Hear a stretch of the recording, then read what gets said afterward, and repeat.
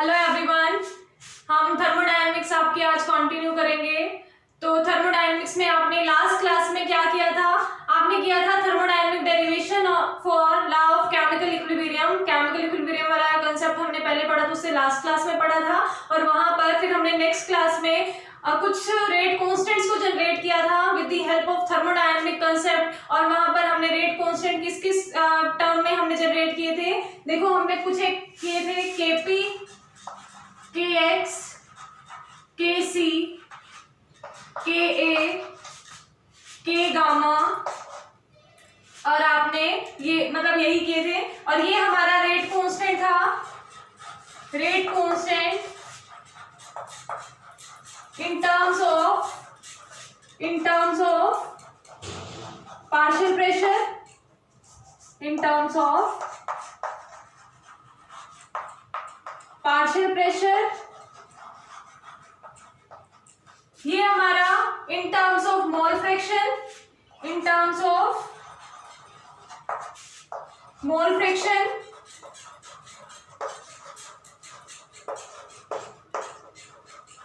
और ये इन terms of concentration. केसी क्या था? In terms of concentration.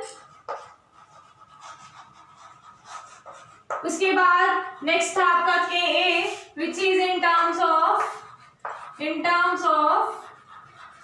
Activity, in terms of activity. और K गामा आपका क्या था? ये हमारा in terms of activity coefficient था। वैसे फ्यूगेसिटी वाले केस में आया था, which is represented by Kf। और इन terms of activity coefficient, gamma क्या था आपका? एक्टिविटी कोफिशिएंट को रिप्रेजेंट कर रहे थे आप गामा से।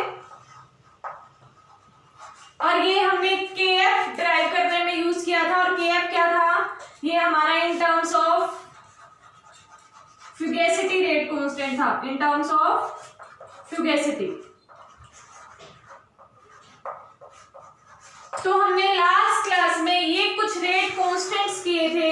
इन रेट कांस्टेंट को हमने लॉ ऑफ केमिकल इक्विलिब्रियम की हेल्प से, थर्मोडायनेमिक प्रोसेस की हेल्प से वहां पर डिराइव किया था। ये हमारा रेट कांस्टेंट थे सभी के सभी।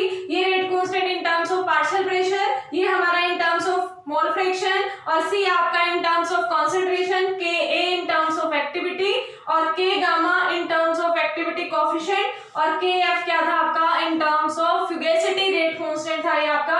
और फ्यूगेसिटी वाले कंसेप्ट में ही हमने यूज किया था K गामा को। और वहां पर हमारा ये K गामा एक्टिविटी कोफिशिएंट की टर्म में एक सेपरेट फैक्टर बना था। ये चीज आप अपना लास्ट लेक्चर से देख लेना। अब पूरा यहाँ पर डिस्कस करने लगेंगे तो कोई मतलब ही नहीं बनता है यहाँ पे। अब आपको आज क्या करना है? आज आपको इन रेट कांस्टेंट्स में, कुछ एक रेट कांस्टेंट में आपको रिलेशनशिप फाइंड आउट करनी है कि ये एक दूसरे से भी रिलेट कर सकते हैं क्या, क्योंकि आपने ये सारे के सारे रेट कांस्टेंट सेपरेट कैलकुलेट किए थे। वहां पर सेपरेट रिलेशंस आई थी इनकी। बट आपको अब ये देखना है कि किसी तरह से ये एक दूसरे से भी रिलेटेड है क्या, इनमें कोई रिलेशनशिप हो सकती है या नहीं। तो आपको कौन कौन से रेट कांस्टेंट की बात करनी है? यहाँ पर Kp की बात करोगे, Kx की बात करोगे और Kc की। तो टॉपिक यही रहेगा, relationship between Kp, Kc and Kx। तो अगर आपके सामने एग्जाम में डायरेक्ट वो पूछ रहा है कि Kp, Kc और Kx में रिलेशनशिप फाइंड आउट करो, तो आपको पता होना चाहिए ये क्या है, Kp, Kc और Kx। तो Kp आपका क्या है? रेट कांस्टेंट है इन terms of partial pressure. Kc क्या है? इन terms of concentration rate constant है। और Kx क्या है? आपका मोल फ्रैक्शन के टर्म्स में रेट कांस्टेंट है। तो आज हम इन्हीं के बीच में रिलेशनशिप फाइंड आउट करेंगे कि एक दूसरे से किस तरह से रिलेटेड है। अब हम किन्हीं दो फैक्टर्स को उठाएंगे, मतलब किन्हीं दो रेट कांस्टेंट को उठाएंगे। पहले उन दोनों के बीच में रिलेशनशिप फाइंड आउट करेंगे, फिर नेक्स्ट टू उठाएंगे, उनमें फाइंड आउट करेंगे, और फिर देखेंगे क्या ये एक दूसरे से भी इंटर रिलेटेड है किसी तरह से या नहीं है। तो वन बाय वन स्टार्ट करते हैं। तो हम सबसे पहले बात करते हैं Kp एंड Kx की, Kp एंड Kx की। फिर उसके बाद हम Kp एंड Kc के बीच में रिलेशनशिप फाइंड आउट करेंगे। तो वन बाय वन सभी के साथ रिलेशनशिप फाइंड आउट करेंगे हम। और तीन ही फैक्टर लेके चल रहे हैं अभी हम, Kp, Kc and Kx। Exam में आपसे पूछता भी सिर्फ इन्हीं में से है, Kp, Kc और Kx। तो फर्स्ट है रिलेशनशिप बिटवीन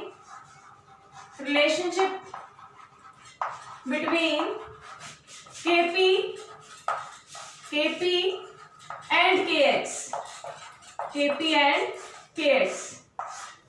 अब ये देखिए हमने जो भी अपनी कंडीशंस वहां पर मतलब लगाई थी वही सेम कंडीशंस यहाँ पर भी लगा के चलेंगे। मतलब लॉ ऑफ केमिकल इक्विलिब्रियम में जो कंडीशंस हम लगा के चल रहे थे वही कंडीशंस हम यहाँ पर भी लगा के चलेंगे और उसके बाद हम इन दोनों के बीच में रिलेशनशिप फाइंड आउट करेंगे। बट रिलेशनशिप तो तब फाइंड आउट करोगे ना जब आपको इनकी वैल्यूज पता हो। तो लास्ट क्लास में आपने इसको ड्राइव किया था, मैं अब डायरेक्ट यहाँ पर वैल्यूज लिख रही हूँ कि किस तरह से वो रिजल्ट आने वाला है। अगर आपको देखना है कि रिजल्ट आया कैसे है तो आपको लास्ट क्लास देखनी पड़ेगी। तो Kp की वैल्यू क्या थी हमारी, जो रेट कांस्टेंट मतलब इन टर्म्स ऑफ पार्शियल प्रेशर था, उसका हमारा रिजल्ट क्या आया था। बट उससे पहले एक रिएक्शन लिख लीजिए जिसके बेसिस पर हम इजीली लिख पाएंगे कि हमारी कोई भी, हाँ पहले कंडीशन की बात करो। कंडीशन जो भी हमने लॉ ऑफ केमिकल इक्विलिब्रियम में लास्ट क्लास में जो कंडीशंस लगाई थी वही सेम कंडीशंस हम लगाते हुए Kp, Kc और Kx के बीच में रिलेशनशिप फाइंड आउट करेंगे, क्योंकि उन पर्टिकुलर कंडीशन से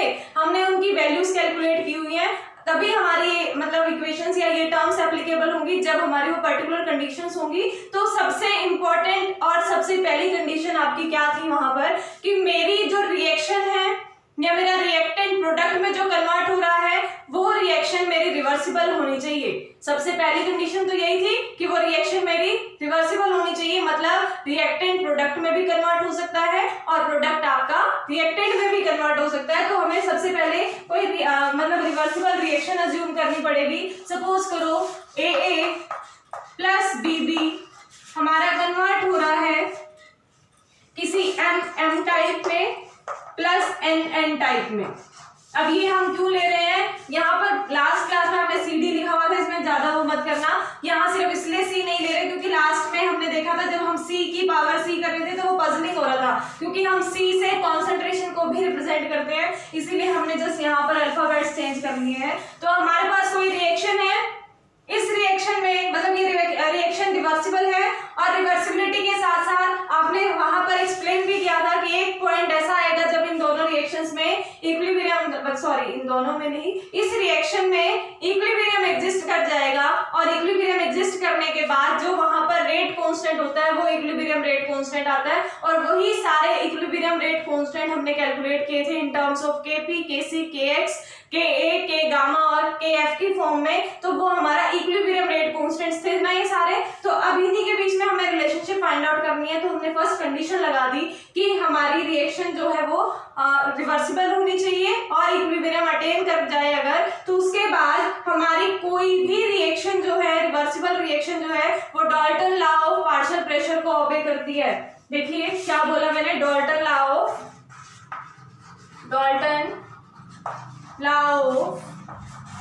पार्शियल प्रेशर।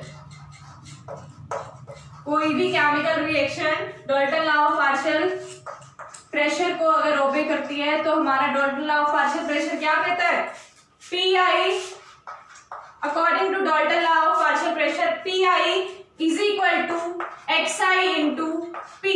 अब ये क्या है हमारा, PI is equal to XI into P। यहाँ पर आपका PI क्या है, पार्शियल प्रेशर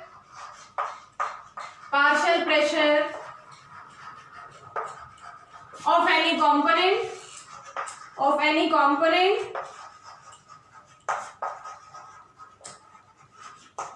XI क्या है, मोल fraction of any component, mole fraction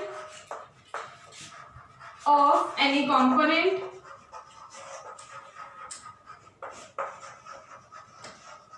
और यहाँ पर P आपका क्या है जो कैपिटल P से हम रिप्रेजेंट कर रहे हैं, total partial pressure, total pressure of substance या रिएक्शन मिक्सचर लिख दो, रिएक्शन मिक्सचर। अब सुनिए, देखो हमने क्या कहा, Kp और Kx के बीच में या कहीं भी मतलब इक्विलिब्रियम कांस्टेंट्स के बीच में अगर हम रिलेशनशिप फाइंड आउट कर रहे हैं तो सबसे पहली कंडीशन हमारा वो रिवर्सिबल रिएक्शन होनी चाहिए, इक्विलिब्रियम अटेन करना चाहिए, यही पर्टिकुलर कंडीशन थी जिसके बाद हम law of chemical equilibrium apply कर रहे थे।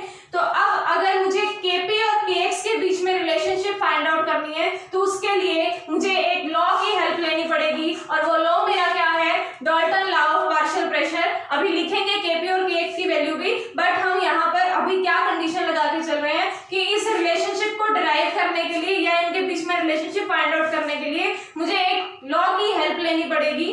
क्यों लेनी पड़ेगी? क्योंकि यहाँ पर मतलब जो ये हमारी कोई भी पर्टिकुलर केमिकल रिएक्शंस होती हैं वो हमारे Dalton law of partial pressure के रूल को ओबे करती हैं या उनकी स्टेटमेंट को ओबे करती है। तो उनकी स्टेटमेंट क्या कहती है, Pi is equal to xi into P, की मतलब किसी भी कंपोनेंट का, ये हर एक कंपोनेंट मेरे रिएक्टिंग मतलब रिएक्शन मिक्सचर का हर कंपोनेंट इस लॉ को फॉलो करेगा। तो यहाँ पर उन्होंने अपने लॉ के अकॉर्डिंग कहा किसी भी कंपोनेंट का, आई से रिप्रेजेंट कर रहे हैं तो आई आपका कोई भी कंपोनेंट हो सकता है आपके रिएक्टिंग मिक्सचर का। तो यहाँ पर अब वो कहते हैं कि मतलब partial pressure of any component is equal to mole fraction of that component, mole fraction of that component multiplied by total pressure of reaction mixture.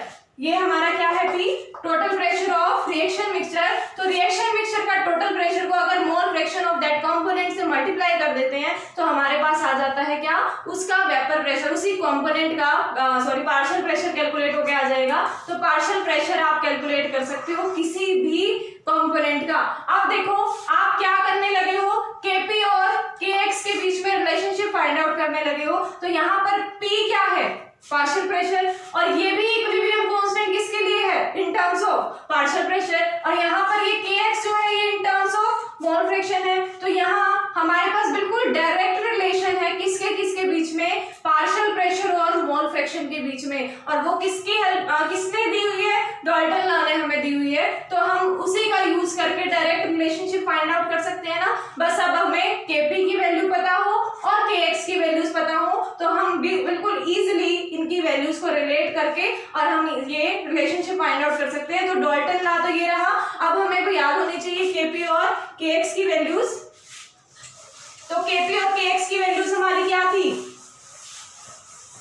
Kp किसके इक्वल था, Kp is equal to Kp जो हमारा rate constant था या equilibrium rate constant था in terms of partial pressure, वो किसके equal आया था, concentration of product partial pressure of product raise to power their stoichiometric terms. तो यहाँ पर हमारा Pm किसको रिप्रेजेंट करता है, यहाँ पे partial pressure of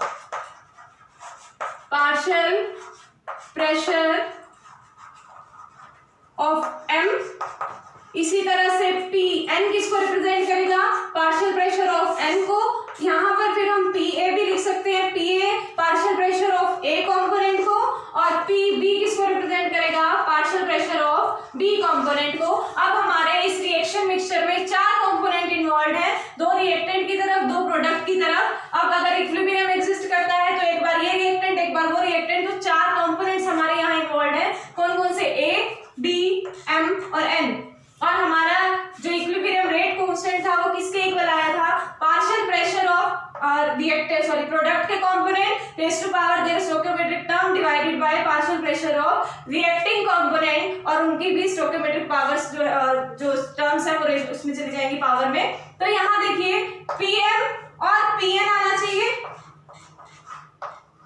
partial pressure of M into partial pressure of N, and their number of moles जो है वो हमारे स्टोइकियोमेट्रिक पावर्स में M और यहाँ पर N पावर में चला जाएगा। फिर इसके बाद डिनोमिनेटर में कौन सा वेक्टर आ रहा था, रिएक्टिंग स्पीसीज वाला। तो रिएक्टिंग स्पीसीज में हमारे कौन कौन इन्वॉल्व है, Pa raise to power A into Pb raise to power B। यही आया था, ये हमारी किसकी वैल्यू थी, Kp की वैल्यू थी।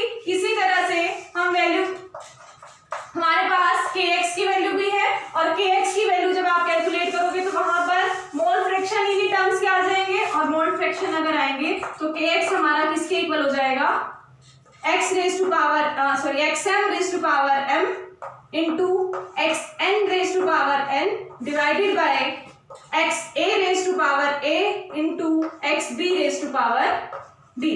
ये हमारा kx की वैल्यू वहां पर आई थी और ये हमारी kp की वैल्यू वहां पर आई थी, और हमें साथ के साथ एक रिलेशन और पता है, तो हम इस रिलेशन को अगर इस इक्वेशन में यूज करें, इसमें नहीं कर रहे हैं, करने को आप इसमें भी कर सकते हो, आपकी मर्जी है, वैसे तो kx में भी कर सकते हो और kp में भी कर सकते हो। अगर kx में करोगे तो यहाँ से आप xi की वैल्यू कैलकुलेट करोगे और वो किसके इक्वल आएगी, pi बाय p के इक्वल आएगी, तो आपको इस टर्म में यहाँ पर वैल्यूज पुट करनी पड़ेगी। हम यहाँ मल्टीप्लिकेशन वाले फैक्टर को ज्यादा प्रेफरेंस देते हैं क्योंकि मल्टीप्लिकेशन हमारे लिए पुट करना या सॉल्व करना इजी रहता है एज कम्पेयर टू डिवीजन, तो हम ये वाला फैक्टर को प्रेफर करेंगे और इसमें हमारी वैल्यूज को पुट करेंगे, किसकी, P M P N P A और P B की वैल्यूज को। कैसे पुट करेंगे, जब हमारे पास जनरल इक्वेशन है PI किसी भी पर्टिकुलर कंपोनेंट के पार्शियल प्रेशर को रिप्रेजेंट करता है, वो इक्वल होगा उस कंपोनेंट के mole fraction multiplied by total pressure के। तो अगर टोटल प्रेशर P से रिप्रेजेंट किया जा रहा है मोल फ्रैक्शन XI से, तो यहाँ पर मैं चारों के लिए लिख रही हूँ, हमारी vapour pressure sorry partial pressures की वैल्यू क्या आएंगी, PA के लिए, PB के लिए, PM के लिए और PN के लिए, चारों के लिए हमें वैल्यूज पता होनी चाहिए और वो क्या आ जाएंगी, PA की बात करोगे तो XA इंटू P, PB की बात करोगे तो XB इंटू P और PM की बात करोगे तो XM इंटू P और PN की बात करोगे तो XN इंटू P। हमारे पास ये वैल्यूज आ गई। इन वैल्यूज को जस्ट यहाँ पर PM, PN, PA और PB की वैल्यूज में की फॉर्म में पुट करना है और पुट करके जस्ट हमारे पास डायरेक्ट रिजल्ट आने वाला है। देखो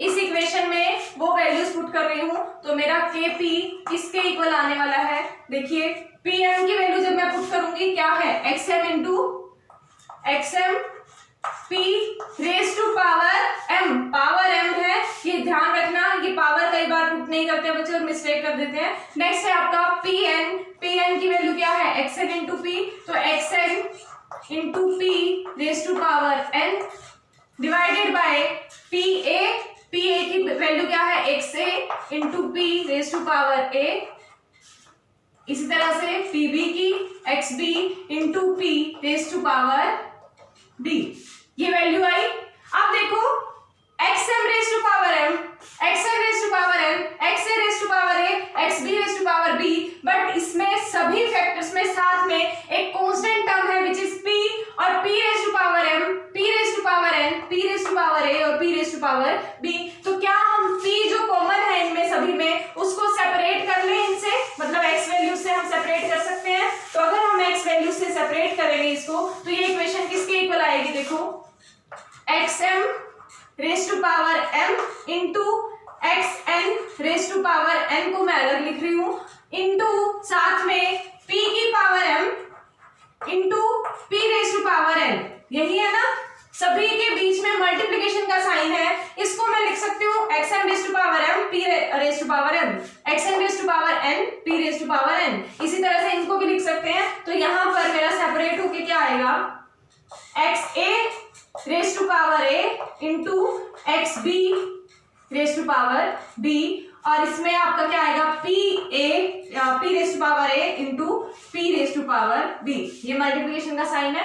अब आप सभी को पता है मैथमेटिकल टर्म का एक का मतलब मैथमेटिकल रिलेशन का, अगर हमारा बेस सेम होता है किसी भी फैक्टर में, जैसे आपका x रेज टू पावर 2 है और x रेज टू पावर 3 है, बेस सेम है, दोनों का ही बेस क्या है, x x है, अगर दोनों का बेस सेम होता है तो पावर्स क्या हो जाती हैं, ऐड हो जाएंगी। इसका मतलब हम इसको x raise to power 2 plus 3 मतलब x रेज टू पावर 5 लिख सकते हैं, लिख सकते हैं ना, हमेशा से लिखते हैं ये। और अगर ये तो कब होता है, जब मेरी दोनों फैक्टर्स मल्टीप्लिकेशन में हो, और यही फैक्टर्स अगर मेरा x raise to power 3 by x raise to power 2 होता, मतलब डिवीजन में होते, तो हमारे बेस सेम होने पर पावर्स ऐड हो जाती हैं अगर ये दोनों फैक्टर्स हमारे डिवीजन में है। तो अगर डिवीजन में होंगे तो ये हमारा x की पावर 1 आ जाएगा रिजल्ट में। अब यहाँ देखो ये दोनों बेस सेम है, दोनों में p है बेस सेम है, तो पावर्स क्या हो जाएंगी, ऐड हो जाएंगी, और अगर पावर्स ऐड हो जाएंगी तो मैं इसको लिख सकती हूँ p raise to power m plus n, p raise to power m plus n, और यहाँ पर भी बेस सेम है तो पावर्स क्या हो जाएंगी, ऐड हो जाएंगी, a प्लस b में कन्वर्ट हो जाएगा। p raise to power a plus b में कन्वर्ट होगा और ये m प्लस n में। अब b भी देखो, ये पावर, ये बेस p, इसका भी base p, power m plus n है, यहाँ पर a प्लस b है। अगर बेस सेम होता है तो पावर सब्ट्रैक्ट हो जाती है इन केस ऑफ डिवीजन, और अगर सब्ट्रैक्ट हो जाती है तो क्या मैं इसको ऊपर ले जाऊं? ये तो हमारा एक फैक्टर हुआ m प्लस n, ये तो अलग था, बट यहाँ से डिनोमिनेटर में से एक फैक्टर आ रहा है साथ में a प्लस b, ये क्या होने वाला है? सब्ट्रैक्ट होने वाला है, तो यहाँ पर आ जाएगा a प्लस b। सभी को ये चीज समझ आ जानी चाहिए कि पावर्स अगर सेम है, और सॉरी बेस अगर सेम है और हमारे दोनों फैक्टर्स मल्टीप्लिकेशन में है, तब तो पावर्स ऐड हो जाती हैं, और अगर बेस सेम है और फैक्टर्स हमारे डिवीजन में है तो पावर्स हमारी सब्ट्रैक्ट हो जाती हैं। तो वही सेम चीज हमने की है कि बेस सेम था, एक बार तो दोनों टर्म्स हमारी मल्टीप्लिकेशन में थी, तब हमने पावर्स को ऐड कर दिया, फिर बेस सेम के साथ डिवीजन में भी हमें वही टर्म मिली तो हमने पावर्स को क्या कर दिया? सब्ट्रैक्ट कर दिया। तो हमारे पास m plus n minus a plus b आ गया, और ये m n a b ये क्या है? ये आपके नंबर ऑफ मोल्स है किसी भी रिएक्शन में इन्वॉल्व है, जो ये रिएक्टेंट की तरफ लिखे हुए थे, वो रिएक्शन तो रब कर देखो क्या था? a plus b, a plus b हमें क्या दे रहा था? m plus n। ये a b number of moles को रिप्रेजेंट कर रहा था, a के नंबर ऑफ मोल्स यूज थे, b के number of moles b use कर रहे थे, और यहाँ पर m के नंबर ऑफ मोल m और यहाँ पर n के नंबर ऑफ मोल n। तो ये हमारे प्रोडक्ट के नंबर ऑफ मोल है और ये हमारे रिएक्टेंट के नंबर ऑफ मोल है। तो अगर मैं प्रोडक्ट वाले नंबर ऑफ मोल्स में से m plus n total number of moles को रिप्रेजेंट करेंगे और a plus b total number of moles of reactant को रिप्रेजेंट कर रहे हैं, और अगर मैं total number of moles of product में से total number of moles of reactant मतलब सब्ट्रैक्ट कर दूं, मतलब क्या? जितना मैंने रिएक्टेंट में जितने नंबर ऑफ मोल्स लिए थे, स्पीसीज का मतलब कौन सा कंपोनेंट लिया हुआ, इससे कोई मतलब नहीं है कि ये मतलब है यहाँ पर A टाइप के मान लो मैंने 3 लिए थे, B टाइप के मान लो मैंने 4 लिए थे, तो मेरी रिएक्शन क्या होती? 3A 4B, इस तरह से रिएक्शन होती।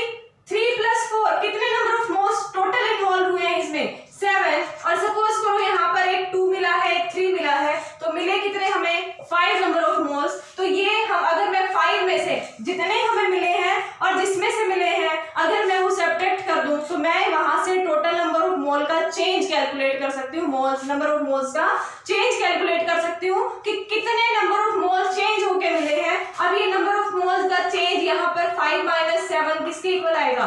-2 का के इक्वल आएगा। इसका मतलब जो पहले रिएक्टेंट में थे वो उसके कंपैरिजन में जो मुझे प्रोडक्ट में नंबर ऑफ मोल्स मिले हैं वो कम मिले हैं। अगर यही वैल्यू पॉजिटिव हो जाती तो मतलब 2 इंक्रीज होके मिले हैं। तो यहाँ पर m plus n minus a plus b यहाँ पर नंबर ऑफ मोल्स का चेंज आपको रिप्रेजेंट करके दे रहा है। तो इसका मतलब क्या मैं m plus n minus a plus b m plus n minus a plus b को डेल्टा n लिख सकती हूँ, मतलब change in number of moles, क्योंकि ये number of moles of product को रिप्रेजेंट कर रहा है और ये number of moles of reactant को रिप्रेजेंट कर रहा है। तो number of moles of product में से अगर मैंने number of moles of reactant minus करे तो वो टोटल नंबर ऑफ चेंज को हमें कैलकुलेट करके देगा। तो यहाँ पर आप इस इक्वेशन की जगह, इस टर्म की जगह यहाँ पर आप क्या लिख सकते हो? डेल्टा n लिख सकते हैं। तो डेल्टा n जब आएगा यहाँ पर p raise to power delta n में ये कन्वर्ट हो गया है, जहां पे डेल्टा n आपका किसके इक्वल है?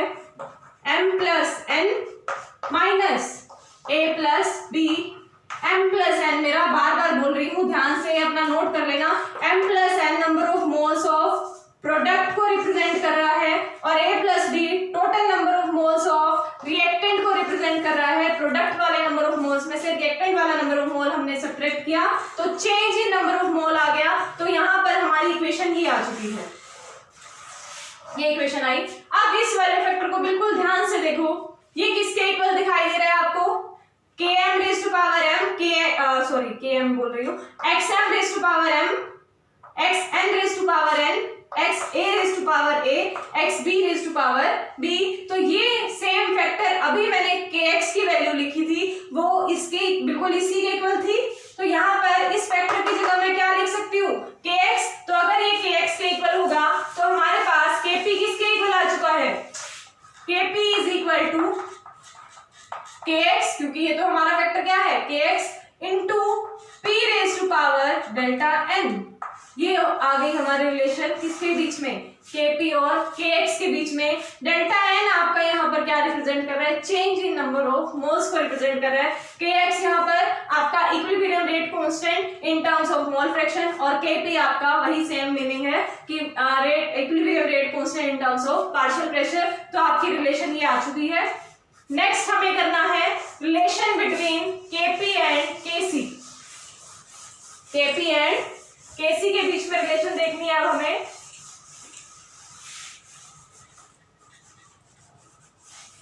kp एंड kc, kp और kx के बीच में रिलेशन हमने फाइंड आउट की, बट उससे पहले हमने थोड़ा सा दिमाग इस फील्ड में लगाया कि क्या p और x के बीच में कोई रिलेशन हमें पता है, p और x के बीच में क्या हमें कोई रिलेशन पता है। तो हमें एक रिलेशन पता थी Dalton law of partial pressure, तो वहां से हमने उसकी हेल्प से पूरे उसको मतलब रिलेशंस को कंपेयर किया और कंपेयर करके हमने रिजल्ट फाइंड आउट कर लिया।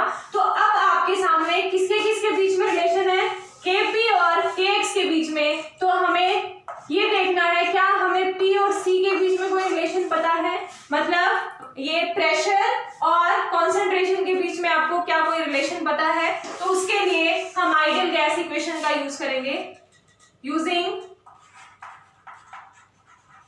Ideal gas equation, ideal gas equation for n number of moles, for n number of moles. क्या होती है ideal gas equation, PV is equal to nRT। तो PI, मैं P जो है वो पार्शियल प्रेशर ले रही हूँ, PI V is equal to nRT, nRT। ये होती है हमारी आइडियल गैस इक्वेशन।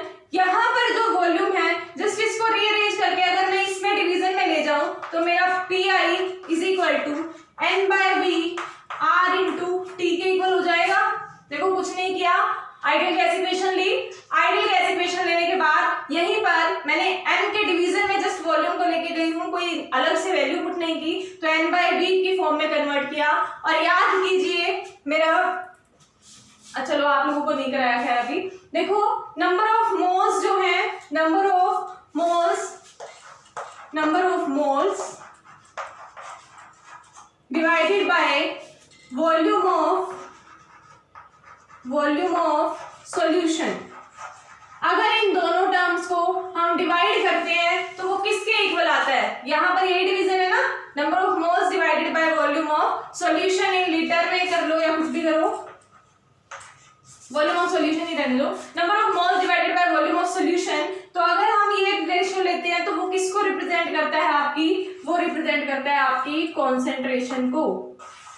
जब आप सॉल्यूशन वाला चैप्टर करते हो वहां पर सॉल्यूशन वाला चैप्टर स्टार्ट करने से पहले आपके कुछ कंसेप्ट्स आते हैं, मोलैरिटी, नॉर्मेलिटी, स्ट्रेंथ, ये सब कैलकुलेट करने का मेथड आते हैं। तो वो हमारे क्या होती हैं, वो कॉन्सेंट्रेशन से होती हैं। और मोलैरिटी जो है आपकी, मोलैरिटी वर्ड बोल रही हूँ, मोलैरिटी कैसे कैलकुलेट की जाती है, number of moles of solute divided by volume of solution in litre. और वो एक टाइप की क्या है, कॉन्सेंट्रेशन। स्ट्रेंथ भी आप इसी तरह से कैलकुलेट करते हो। तो ये हमें क्या कैलकुलेट करके दे रहा है, कॉन्सेंट्रेशन कैलकुलेट करके दे रहा है। तो इसका मतलब मैं इस फैक्टर की जगह क्या लिख सकती हूँ, कॉन्सेंट्रेशन। तो यहाँ से PI is equal to CRT,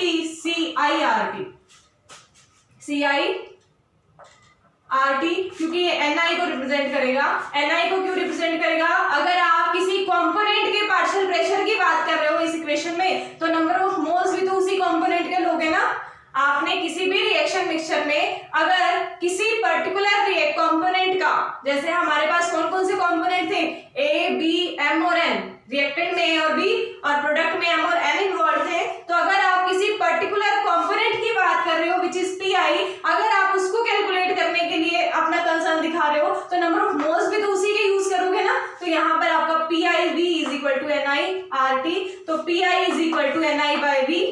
RT। तो यहाँ से number of moles divided by volume of solution, वो आपका कॉन्सेंट्रेशन को रिप्रेजेंट करता है, तो हमने लिख लिया CI/RT। अब इस रिलेशन को आपने यूज करना है, क्योंकि देखो रिलेशन किसके बीच में फाइंड करने चले थे हम, Kp और Kc के बीच में। सबसे पहले यही देखा करो आप थर्मोडायनेमिक्स में, या मतलब सॉरी फिजिकल में तो हमेशा ही ये देखा करो आपसे पूछा क्या है उसने, उसी की तरफ अपना ध्यान रखो कि क्या पूछा है। अदरवाइज आपके पास तो इतनी रिलेशंस है, थर्मोडायनेमिक्स में तो इतनी ज्यादा रिलेशंस है, आप जितनी मर्जी रिलेशंस को यूज कर लो, आप अपने रिजल्ट तक नहीं पहुंच सकते अगर आप सही डायरेक्शन में नहीं जा रहे। तो आप अपनी डायरेक्शन डिसाइड करो कि मुझे P और C के बीच में रिलेशन चाहिए, और P और C के बीच में रिलेशन हम कैसे कैलकुलेट कर सकते हैं, कैसे कहां से हमें मिल सकती है, तो वही चीज आपने देख बस ढूंढनी है। तो PI = CI/RT के इक्वल आ गया। अब इस रिलेशन को आपने यूज करना है Kp की वैल्यू में, Kp की वैल्यू में यूज कर लो या C की वैल्यू में यूज कर लो। वही C की वैल्यू में अगर यूज करोगे Kc की, तो Kc की वैल्यू में अगर आप यूज करोगे तो यहां से आपको Ci कैलकुलेट करना पड़ेगा, which is equal to PI/RT। फिर से ये डिवीजन वाला फैक्टर आएगा, इसको हम अवॉइड ही करेंगे। तो हम डायरेक्ट Pi की वैल्यू पुट करेंगे और CI/RT ये रिलेशन पुट करेंगे किसमें, Kp में। तो हमारे पास पहले इक्वेशन लिख देते हैं साइड में, ताकि आपको पुट करते हुए ध्यान रहे कि हम क्या वैल्यू पुट कर रहे हैं। PI = CI/RT, इसके इक्वल आई इक्वेशन, PI = CI/RT। और हमारी Kp की वैल्यू हमें सभी को पता ही है, Kp किसके इक्वल आया था, Pm⁴ divided by PA⁴ into PB⁴ इसके इक्वल था। अब यहां से हर PM, PN, PA और PB की वैल्यूज पुट कर दो। एक की वैल्यू पुट करके दिखा रही हूँ, बाकी सिमिलर ही हो जाएंगी। सपोज मैं PM की वैल्यू अगर कैलकुलेट करूं तो वो किसके इक्वल आएगी, CM/RT। PA किसके इक्वल आएगा, CA/RT। इसी तरह से PB और PN भी कैलकुलेट कर सकते हो। तो यहाँ पर जब मैं PM की वैल्यू पुट करूंगी तो वो आएगा आपका CM⁴ PM⁴ RT⁴ इनकी साथ में इसलिए पुट कर रही हूँ क्योंकि दोनों कांस्टेंट है, R भी कांस्टेंट है और मेरा T भी कांस्टेंट है। और आपने लॉ ऑफ केमिकल इक्विलिब्रियम जब अप्लाई किया था वहीं पर आइसोथर्मल कर दिया था, तो आपका टेम्परेचर भी क्या चल रहा है, कांस्टेंट। इनटू PM की वैल्यू पुट हुई। अब साथ में PN की करो, PN की क्या आएगी, CN⁴ into RT⁴ divided by CA⁴ into RT⁴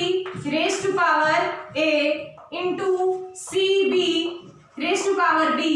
into RT⁴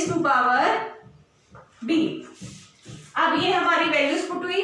अब जो लास्ट इसमें टर्म में हमने करा था ना Kp और Kx के टाइम पे, वही रीअरेंजमेंट्स करनी है आपको। अब तक आपको क्लैरिफाई हो जाना चाहिए कि भाई हम आगे करने क्या वाले हैं। देखो क्या करेंगे, कॉन्सेंट्रेशन वाले फैक्टर्स को अलग कर लो, कॉन्सेंट्रेशन वाले फैक्टर्स को अलग कर लो। RT कांस्टेंट है ⁴ RT कांस्टेंट है ⁴ ये भी कांस्टेंट, ये भी कांस्टेंट, और सेम ही टर्म है, उनकी पावर्स MNAB पावर्स अलग हैं, तो उनको हम रीअरेंज करके सेटअप करें और इसको जितना सिंप्लीफाई कर सकते हैं सिंप्लीफाई करेंगे। तो देखिए हम पहले कॉन्सेंट्रेशंस को अलग अगर करते हैं तो हमारे पास क्या रिजल्ट आएगा, किसकी बात कर रहे हैं हम, ये Kp की। तो Kp मेरा किसके इक्वल आ जाएगा, CM⁴ इंटू CN⁴ ये वाला फैक्टर और ये वाला फैक्टर हम अलग लिख रहे हैं, CA⁴ इंटू CB⁴ यहां से भी हमने ये दोनों फैक्टर्स अलग लिख लिए। अब इनकी बारी आ गई, ये लिखिए RT⁴ into RT⁴ divided by RT⁴ into RT⁴ अब फिर से वही रीअरेंजमेंट करो। क्या रीअरेंजमेंट, कि हमें पता है अगर बेस सेम हो तो पावर्स क्या हो जाती है, ऐड हो जाती है in case of multiplication. But अगर पावर सेम हो और दोनों फैक्टर्स डिवीजन में हो तो पावर सब्ट्रैक्ट हो जाती है। तो पहले तो यहाँ पर मल्टीप्लिकेशन में है तो पावर्स यहाँ पर ऐड हो जाएंगी, तो RT⁴ m + n में कन्वर्ट कन्वर्ट होगा, ये डिवीजन वाला factor RT raise to power A plus B में कन्वर्ट होगा, पावर सॉरी बेस सेम तो पावर ऐड हो जाएंगी, बेस सेम तो पावर ऐड हो जाएंगी। अब बेस सेम तो पावर सब्ट्रैक्ट हो जाएंगी, साथ में ये वाला फैक्टर तो एज इट इज आएगा, Cm raise to power M, Cn raise to power N, Ca raise to power A into Cb raise to power B। तो यहाँ पर बेस सेम तो पावर्स क्या होंगी, क्योंकि ये डिवीजन में है तो यहाँ पर पावर सब्ट्रैक्ट हो जाएंगी, तो m प्लस n में से सब्ट्रैक्ट कौन होगा, a प्लस b, और यहाँ पर भी सेम ही मीनिंग है आपका कि m प्लस n किसको रिप्रेजेंट कर रहा है, प्रोडक्ट के नंबर ऑफ मोल्स को, और ये किसके नंबर ऑफ मोल्स को, रिएक्टेंट के नंबर ऑफ मोल्स को। तो यहाँ पर m plus n minus a plus b किसको रिप्रेजेंट कर रहा है, डेल्टा n को। तो यहाँ पे हम क्या लिख सकते हैं, ये डेल्टा n के इक्वल हो जाएगा, तो इसकी जगह हम वैल्यू पुट करेंगे डेल्टा n। तो इसका मतलब मेरा Kp किसके इक्वल आ चुका है, इस फैक्टर के इक्वल आ गया है, और इस फैक्टर में अब ये वाला फैक्टर देख लो, ये किसको रिप्रेजेंट कर रहा है, Kc को रिप्रेजेंट कर रहा है, क्योंकि Kc किसके इक्वल होता है, कॉन्सेंट्रेशन ऑफ प्रोडक्ट वाले, मतलब प्रोडक्ट्स वाले हैं ये दोनों कंपोनेंट, ये हमारे दोनों रिएक्टेंट वाले कंपोनेंट हैं, उनकी कॉन्सेंट्रेशन और रेज टू पावर्स में उनकी स्टोइकोमेट्रिक टर्म्स रहेंगी। यहाँ पर भी आपका रिएक्टेंट वाले कंपोनेंट है और स्टोइकोमेट्रिक पावर टर्म्स जो है उनकी पावर में चली जाएंगी। तो ये हमारा Kc को रिप्रेजेंट कर रहा है, तो ये रिलेशन क्या आई, Kp is equal to Kc RT raise to power delta n, ये रिलेशन आई। तो हमारी Kp और Kc के बीच में भी रिलेशन आ गई, और Kp और Kx के बीच में भी रिलेशन आ गई। Kp Kx की रिलेशन क्या आई थी, Kp Kx की हमारी क्या रिलेशन आई थी, हमारी रिलेशन आई थी Kp is equal to Kx और P raise to power delta n, ये रिलेशन आई थी हमारी। अब देखो इसमें RT की पावर डेल्टा n है, उसमें P की पावर डेल्टा n है, और दोनों की डेल्टा n पावर्स किसी तरह से गायब हो जाए, मतलब ये वाला फैक्टर निकल जाए, तो Kp Kx के इक्वल होगा, Kp Kc के भी इक्वल होगा, बट Kp Kx और Kp Kc दोनों के इक्वल है, तो वहां पर इसका मतलब क्या होगा, Kp मेरा Kc के भी इक्वल होगा और Kx के भी इक्वल होगा, या यूं कर लो बीच में लिखो तब समझ आएगा। Kp जो है हमने प्रूफ करा है ना इनको ऐसे, Kp को Kx के इक्वल भी प्रूफ कर देंगे, और Kp को Kc के भी इक्वल प्रूफ कर सकते हैं, बट कब, अगर मेरा ये वाला फैक्टर 1 हो जाए, ये वाला फैक्टर 1 हो जाए तभी इक्वल हो सकते हैं, अदरवाइज तो यहाँ पर P की पावर डेल्टा n है, यहाँ पर RT की पावर डेल्टा n है, कोई ना कोई नंबर्स आएंगे मल्टीप्लिकेशन के बाद, इनको इक्वल तो नहीं रहने देंगे, बट ये इक्वल कब हो सकते हैं, अगर मेरा डेल्टा n वैल्यू जो है वो 0 हो जाए, अगर डेल्टा n मेरा 0 हो जाए, in case delta n is equal to 0, तो हमारा Kc Kp और Kx तीनों इक्वल हो जाएंगे, और डेल्टा n 0 होने का मतलब क्या है, m plus n minus a plus b, ये इक्वल हो जाए 0 के, और इनका इक्वल होने का मतलब क्या है, m प्लस n इक्वल हो जाए a प्लस b के, और इनका इक्वल होने का मतलब क्या है कि number of moles of product is equal to number of moles of reactant, कि number of moles of product और number of moles of reactant हमारे अगर इक्वल हो जाते हैं तो मेरा Kp Kc और Kx के इक्वल आ जाएगा। इसका मतलब AA plus BB MM plus NN, ये जो नंबर ऑफ मोल्स इन्वॉल्व है, चाहे आपने A और B कुछ भी लिया है, चाहे आपका M और N कुछ भी मिल रहा है, बट अगर इनके नंबर ऑफ मोल्स इतने यूज हुए हैं वो अगर इक्वल हो जाते हैं तो उस केस में आपका केपी और केएक्स, मतलब रेट कॉन्स्टेंट जो है प्रेशर के फॉर्म में भी, ये कंसंट्रेशन की फॉर्म में भी और मोल फ्रैक्शन की फॉर्म में भी आपके इक्वल आ जाएंगे अगर आपके नंबर ऑफ मोल्स जो है आपके इक्वल हो जाते हैं। इसके बाद एक छोटी सी रिलेशन और रह गई, अदरवाइज ये फैक्टर, ये जो टॉपिक था बेसिक वे में तो कंप्लीट हो चुका है, बट एक छोटी सी रिलेशन और है वो भी कर लेते हैं, उसके बाद हमारा ये टॉपिक जो है कंप्लीट हो जाएगा। क्या है वो आपकी रिलेशन, देखिए हमने अभी केपी और केएक्स के बीच में रिलेशन देखी थी। केपी हमारा किसके इक्वल आया था, K X P raise to power delta N में, ये रिलेशन आई ना हमारी। अब इसी की हेल्प से हम एक और रिलेशन फाइंड आउट कर सकते हैं, किसके किसके बीच में, केपी एंड केएन के बीच में, केपी एंड केएन। अभी केएन क्या है अभी तक ये तो आपने पढ़ा ही नहीं, तो ये हमारा इक्विलिब्रियम रेट कांस्टेंट रहेगा, इक्विलिब्रियम रेट कांस्टेंट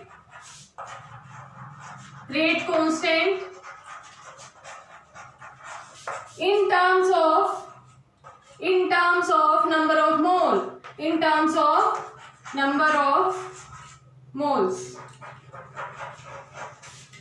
तो इसके फॉर्म में हमें रिलेशन फाइंड आउट करनी है। अब उसके लिए मुझे kx को यहां से आउट करना पड़ेगा, मतलब मुझे kp और kn में रिलेशन चाहिए तो मुझे x नहीं चाहिए, और अगर x नहीं चाहिए तो यहाँ एक मिनट पहले लिख लो, रिलेशन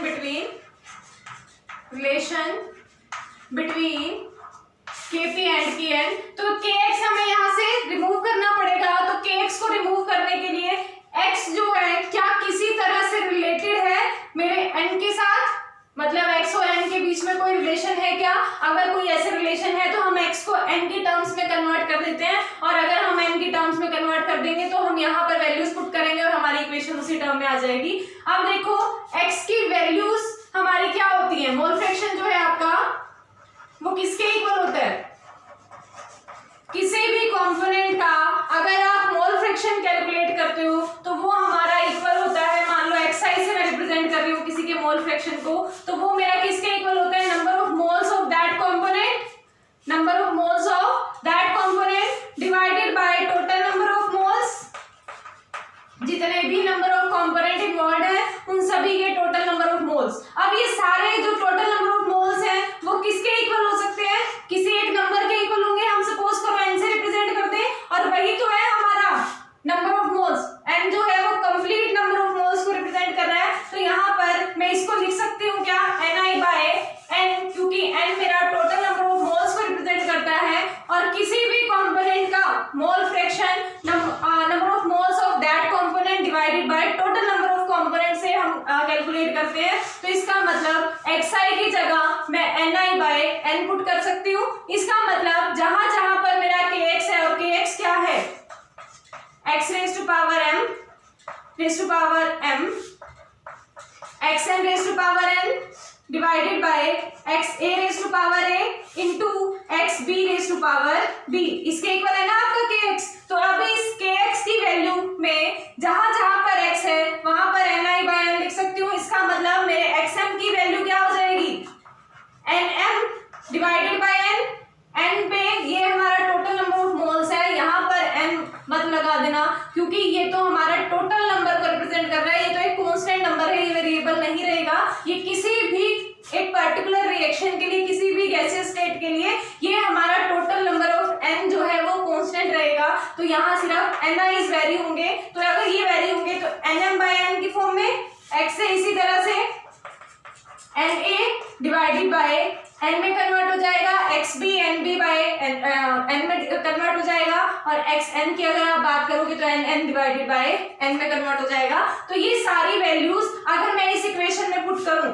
जो कि मुझे kx की वैल्यू पता है मेरी ये है, उसके बाद साथ में मल्टीप्लाइड है मेरा डेल्टा pn, तो अगर मैं ये वैल्यूज यहाँ पर पुट करती हूँ इस इक्वेशन में तो हमारे पास रिलेशन देखिए क्या आएगी, kp is equal to kx की वैल्यू तो क्या है, ni/n की फॉर्म में है, ni/n का मतलब क्या है, nm divided by n raise to power m, ऐसे ही लिखेंगे ना, नीचे लिख देती हूँ, वहां पूरा नहीं आएगा। तो Kp मेरा इक्वल होगा Nm divided by N। N क्या है? Total number of moles raise to power m into Nn divided by N raise to power n। हर एक n का मतलब पता होना चाहिए सभी को। यहाँ देखो m और n जो है हमारे नंबर ऑफ मोल्स को रिप्रेजेंट कर रहे हैं, ये number of moles of that component को रिप्रेजेंट कर रहा है और ये टोटल नंबर ऑफ मोल्स को रिप्रेजेंट कर रहा है। यहाँ पर फिर से थोड़ी रिप्रेजेंटेशन सेम सी हो गई है, इसमें कंफ्यूज मत होना सिर्फ इस n वाले फैक्टर में। Divided by Na divided by n raise to power a into Nb divided by n raise to power b। ये फैक्टर रहा और साथ में क्या है? p raise to power delta n, p raise to power delta n। तो यहाँ पर हमने n की फॉर्म में भी ये वैल्यूज पुट कर दी हैं और जब हमने n की फॉर्म में भी ये वैल्यूज पुट की तो देखिए इसमें भी देखो n raise to power m 1 by n raise to power n 1 by n raise to power a 1 by n raise to power b, ये सभी कांस्टेंट टर्म्स हैं। वेरिएबल तो मेरा सिर्फ ये है, तो इनको हम सेपरेट कर सकते हैं और सेपरेट करके देखो क्या आ जाएगा। Kp इज इक्वल टू, पहले मैं ये वाले फैक्टर्स लिख रही हूँ सिर्फ, Nm raise to power m जो हमारे Nm Nn ये वाले फैक्टर ना, ये लिख रही हूँ Nn raise to power n divided by Na raise to power a into Nb raise to power b।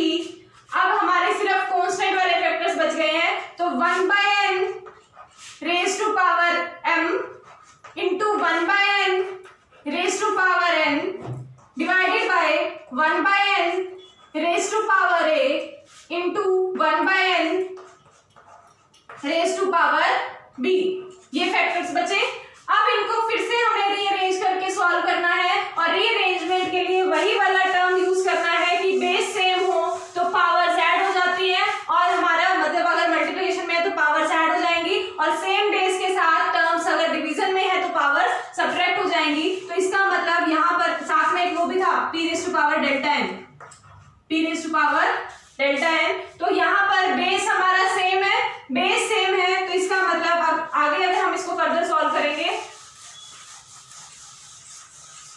तो बेस सेम है, तो ये वाला फैक्टर नहीं लिख रही हूँ, ये एज इट इज आएगा मल्टीप्लाइड बाय 1 by n की power m plus n 1 by n की power m plus n divided by 1 by n की पावर a प्लस b। बिल्कुल सेम वही एक्सप्लेनेशन है जो अभी 2 बार आपको एक्सप्लेन कर चुकी हूँ। ये साथ में ये वाला फैक्टर क्या है? Factor n raise to power m raise to power n n raise to power n raise to power n and a raise to power a into N B raise to power b, और ये हमारा Kp के equal है।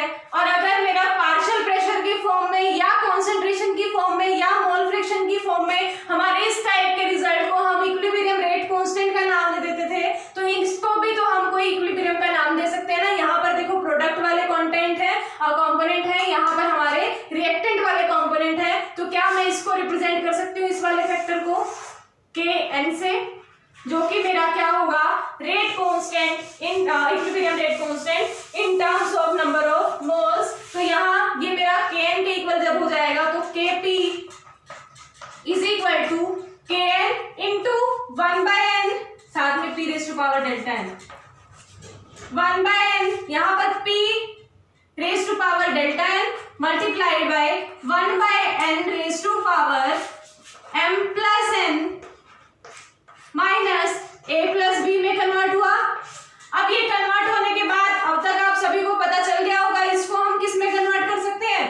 Delta n में, क्योंकि ये number of moles of product minus number of moles of reactant है, तो अगर ये इस फॉर्म में कन्वर्ट हो सकता है तो यहाँ पर आपका आ जाएगा 1 by n raise to power delta n। यहाँ पर हमारा पावर सेम है तो इनको हम मल्टीप्लाई कर सकते हैं, तो इसमें आपका ये कन्वर्ट हो जाएगा p by n raise to power delta n में।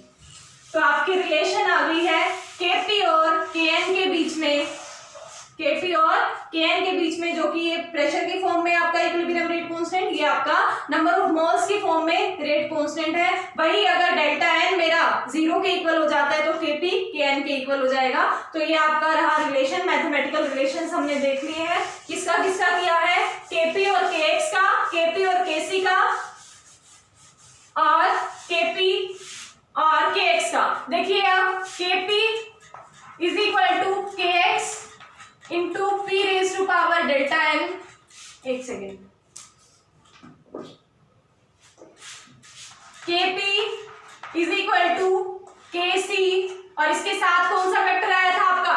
RT raise to power delta N, और यहां पर Kp is equal to Kn into P by n raise to power delta n। इन सभी केसेस में अगर डेल्टा n मेरा 0 के इक्वल हो जाता है तो मेरा Kp, Kc, Kx और Kn सभी फैक्टर्स जो है वो इक्वल हो जाएंगे। तो ये हुआ आपका टॉपिक कंप्लीट। हाँ, इसके अलावा ना एक चीज और आ जाती है कई बार एग्जाम में कि अगर आपका, ये तो हमने गैसेस सिस्टम के लिए बात किया कि हमारे केमिकल रिएक्शन गैसेस फॉर्म में अगर एग्जिस्ट करती है तो ये हम सभी कंडीशंस उन पर अप्लाई कर सकते हैं। और लास्ट क्लास में जब हमने वो किया था, मतलब रेट कांस्टेंट्स को फाइंड आउट कर रहे थे, तो हमने एक्टिविटी की फॉर्म में भी Ka एक रेट कांस्टेंट कैलकुलेट किया था। तो वो अगर एक्टिविटी की फॉर्म में आपके पास रिलेशन होती है, वो हमारा गैसेस स्टेट पे तो एप्लीकेबल है, मतलब एक्टिविटी को अप्लाई कर सकते हैं। बट अगर लिक्विड केस में, लिक्विड के केस में कंसीडर करें किसी भी स्टैंडर्ड टेम्परेचर या प्रेशर पर, तो उस टाइम पर आपकी एक्टिविटी कन्वर्ट हो जाती है activity coefficient into mole fraction में। किसी भी कंपोनेंट की एक्टिविटी जो है वो कन्वर्ट हो जाती है उसके मतलब activity coefficient multiplied by mole fraction में। तो इसको आप इस फॉर्म में भी कन्वर्ट कर सकते हो। ये पूछा नहीं जाता पेपर में इतना, तो आप यहीं तक करो, आपका टॉपिक हुआ कंप्लीट। बाकी हम नेक्स्ट क्लास में करेंगे। और ये चीज सिर्फ ये है, यहाँ पर ये ध्यान रखना, हमने अभी तक सारा गैसेस स्टेट पर अप्लाई किया है। अगर लिक्विड स्टेट में, इन केस ऑफ लिक्विड, हमारा स्टैंडर्ड टेम्परेचर प्रेशर पर अगर कोई लिक्विड प्रोवाइड किया जाता है हमारे को, तो उस टाइम पे मेरी एक्टिविटी कन्वर्ट हो जाती है उसके activity coefficient multiplied by mole fraction में, और हमारी एक्टिविटी को फिर हम इस फॉर्म में लिख सकते हैं। तो वहां पर आपका कौन कौन से रेट कांस्टेंट इन्वॉल्व हो जाएंगे? एक्टिविटी रेट कांस्टेंट और ये आपका मोल फ्रैक्शन रेट कांस्टेंट। तो ये चीज आप इसको कन्वर्ट कर सकते हो, करना है तो ये मतलब इतना ज्यादा इंपॉर्टेंट नहीं है, अभी तक का ही था। तो आपका टॉपिक कंप्लीट हो गया। बाकी हम नेक्स्ट क्लास में करेंगे। अभी के लिए थैंक यू।